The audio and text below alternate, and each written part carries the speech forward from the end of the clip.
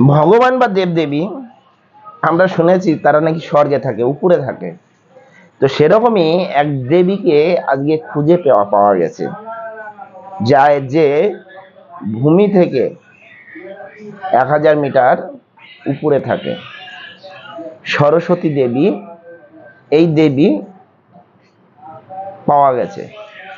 বিশ্বাস হয় না?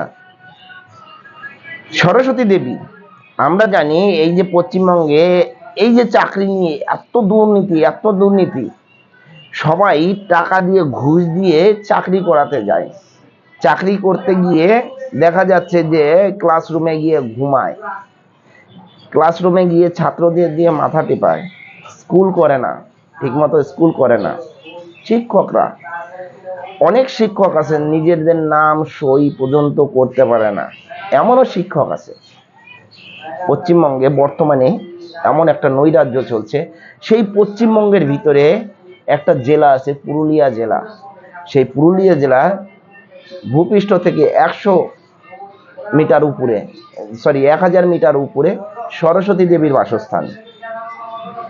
সেই সরস্বতী দেবী বিনা পারিশ্রমিকে 2020 থেকে, লকডাউনের ঠিক আগে থেকে, যেখানে মানুষ যে পৌঁছতে পারে না সেখানে থেকে নিজের সবকিছু স্বামীর হাতে তুলে দিয়ে নিজে ছোট ছোট বাচ্চাদেরকে স্কুল পড়াচ্ছে। অনেকে বলে যে ঘরে খেয়ে কেন বনের মোষ তাড়াবো। এই যে বিদ্যার দেবী, যারা প্রকৃত যারা সমাজ সেবা করে, তারা এরকমই হয়। এই যে বিদ্যার দেবী আছে, এই বিদ্যার দেবীর একটা 5-6 বছরের ছেলে আছে, আর একটা 2 মাসের ছেলে আছে। সেই 2 মাসের ছেলেকে নিয়ে বিনা পারিশ্রমিকে সেখানে একটা স্কুল, সরকারি একটা স্কুল নেই, নিজেরা স্কুল তৈরি করে সেখানে শিক্ষা দীক্ষা দিচ্ছে এই দিদিভাই। দেখে নিন।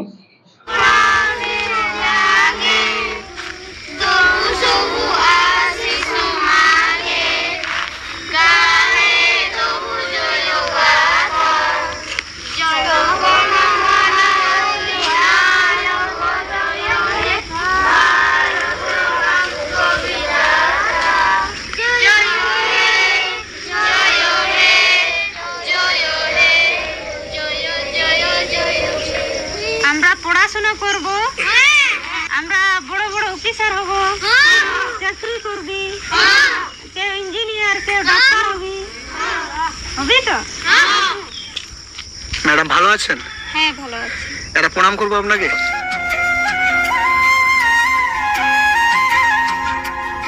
বাচ্চাটি কার?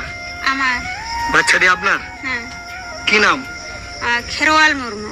খেরওয়াল? হ্যাঁ, KHWRAL, খেরওয়াল মুর্মু। এইগুলি আপনার স্টুডেন্ট? হ্যাঁ। এই জায়গাটার কি নাম? জিলিং সেরেং। জিলিং সেরেং? হ্যাঁ। এটা স্কুল? হ্যাঁ। কে বানিয়েছে? আমরা। আপনারা? হ্যাঁ। এই গ্রামেতে কতগুলো বাড়ি আছে? মোটামুটি 95টি। 95টা? হ্যাঁ। আর 95টা বাড়ির বাচ্চা এইগুলো? হ্যাঁ। এই সব বাচ্চাদেরকে আপনি এখানে পড়ান? হ্যাঁ। কত করে টাকা দেয়? বেতন পান আপনি? না। বেতন পান না? এই বাচ্চাটার কত মাস বয়স? 2 মাস। 2 মাস বয়স? হ্যাঁ। আপনার 2 মাসের বাচ্চাটাকে নিয়ে আপনি এই ছেলেগুলোকে পড়াশোনা করাচ্ছেন? হ্যাঁ, আমি ওই 2020 থেকে বাচ্চাকে পড়াচ্ছি, তো এখনো পড়াচ্ছি আমার 2 মাসের বাচ্চা নিয়ে। কি নাম তোমার? প্রিয়াঙ্কা। প্রিয়াঙ্কা? তোমার কি নাম? কি নাম তোমার? কি নাম তোমার? কতগুলো বাচ্চার দায়িত্ব নিয়েছেন? হ্যাঁ। আপনার আর বাচ্চা আছে? আর একটা বাচ্চা আছে। কোথায় ও? ও এই তো। এটা এটা আপনার বাচ্চা? মানে সব বাচ্চার সাথে সাথে আপনার বাচ্চাও শিক্ষিত হয়ে উঠছে। তো এই যে এতগুলো বাচ্চার দায়িত্ব নিয়েছেন, কেন, কি দরকার ছিল ছোট্ট একটা বাচ্চাকে কোলে নিয়ে এই যে সকালবেলা ভোরবেলা উঠে আমি এতগুলো বাচ্চাকে এই পড়াশোনার দায়িত্ব নিয়েছেন, সেটা কেন? কি দরকার ছিল এই সমাজে এত কিছু করার? এখানে মানে পড়াশোনা বলতে কিছুই জানতো না বাচ্চারা বা মা বাবারাও। তার জন্যে আমি ভেবে চিন্তে আমি বাচ্চাকে পড়াচ্ছি। যেখানে মানুষরা খেতে পায় না, চলতে পারে না, যাদের ভরণ পোষণ বা পুষ্টির এত অভাব থাকে, এই দিদিভাইকে দেখে, যে এই বিদ্যার দেবীকে দেখে দেখে মুখ চোখ দেখেই বোঝা যায় যে এই দিদিভাইয়ের যথেষ্ট কষ্ট রয়েছে, কিন্তু তারপরেও সমাজকে গড়ে তোলার জন্য সবকিছু ত্যাগ করে উনি ইচ্ছা করলে পারতো স্বামীর সাথে হাত বাটাতে, কি হতো? এই ছেলেপেলেগুলো যার যারটা শেষে বুঝে নেবে। কিন্তু হাজার লোকের ভিতরেও একটা লোক পাওয়া যায় যে সে সৎ ব্যক্তি। এই দিদিভাই স্বামী দিনের বেলা মাঠে ঘাটে, কিন্তু তার সাথে হাত না বাটিয়ে এই ছোট ছোট ছেলেপেলেদের শিক্ষার আলো দিচ্ছে। ওই যে ম্যাডাম ওখানে পড়াচ্ছে, হ্যাঁ নাকি আপনার ওয়াইফ? হ্যাঁ হ্যাঁ আমার ওয়াইফ। আর এটা কাদের জমিতে হাল দিচ্ছ? এটা আমাদের এই জমিতে। আমাদের তো চাষবাস না করলে নির্ভর করা যায় না। হ্যাঁ, মানে এই মানুষটার জন্যেই হয়তো ও এত বড় কাজটা করতে পারছে। আর এই যে গরু দিয়ে নাঙল দিয়া, তো এখানে ট্রাক্টর নেই, মানে মেশিন দিয়ে নাঙল দেওয়া হয় না? আর কোথায় পাবেন এই ব্যবহার জায়গায়? এখানে না সুযোগ সুবিধা আছে না কি আছে? এখানে ট্রাক্টর কোথায় পাবেন? এই লাঙ্গল দিয়ে আমরা চাষবাস করি। ওয়াইফ এখন কোথায় আছে? বউ ও স্কুলে আছে এখন, আর আমি এই বাড়িতে কাজ সেরে এই লাঙ্গল চালাচ্ছি। তো ওইখান থেকে ক টাকা পাই? বেতন পাই তো? ওইখান থেকে বেতন পায় না, বিনা পয়সাতে? বিনা পয়সাতেই করে। কিছু বলেননি আপনি? আমি বলেছিলাম ওই 2020-তে যখন স্টার্ট করলো, তো সে সময় আমি বলেছিলাম পড়াশোনা ছেলেদেরকে পড়াশোনা করে লাভ কী হবে। তখন উনি আর মানলো না। আর আমিও কলেজ পর্যন্ত পড়েছি, তার জন্য পড়াশোনার দিক কিছু বুঝি। আরেকবার জড়িয়ে ধরবো।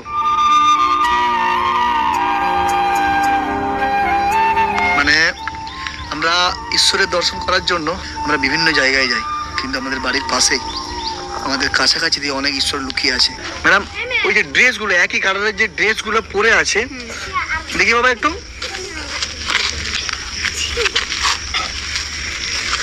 এই ড্রেসগুলো কারা দিয়েছে? কোথায় পেলেন আপনি? এগুলো ওই কলকাতার লোকেরা দিয়েছে। মানে এখানে কি ঘুরতে এসেছিল? হ্যাঁ ওটা দেখার পরে দিয়েছে? হ্যাঁ। আপনারাও যদি এই দিদিমণির পাশে আপনারা একটু দাঁড়ান, তাহলে ইনার সাথে সরাসরি আপনারা যোগাযোগ করতে পারেন। আপনার সাথে সরাসরি যোগাযোগ করতে পারলে ফোন নাম্বার আছে? হ্যাঁ বলতে পারবেন? হ্যাঁ। বলেন। 93 82 93 82 39 39 67 67 হ্যাঁ 22। 22। বিনা পারিশ্রমিকে সেখানে একটা স্কুল নেই, গ্রামের সকলে মিলে একটা মাটির একটা ঘর বানিয়েছে। এই যে বাচ্চারা এরা যে ড্রেসটা পরেছে, সেটাও হয়তো কোনো জায়গা থেকে অনুদান পেয়েছে, কিন্তু সেই স্কুলে না কোনো মিড ডে মিলের ব্যবস্থা আছে, না কোনো অনুদানের ব্যবস্থা আছে। এভাবে চলছে এই স্কুলটি। দেখে ভালো লাগলো। এই যে দিদিভাই আর আমাদের সরস্বতী দেবী, এর ভিতরে তফাৎটা কি আছে?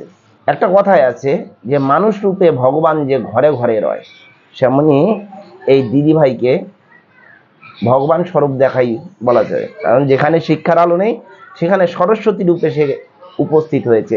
তার 2 মাসের একটা শিশুকে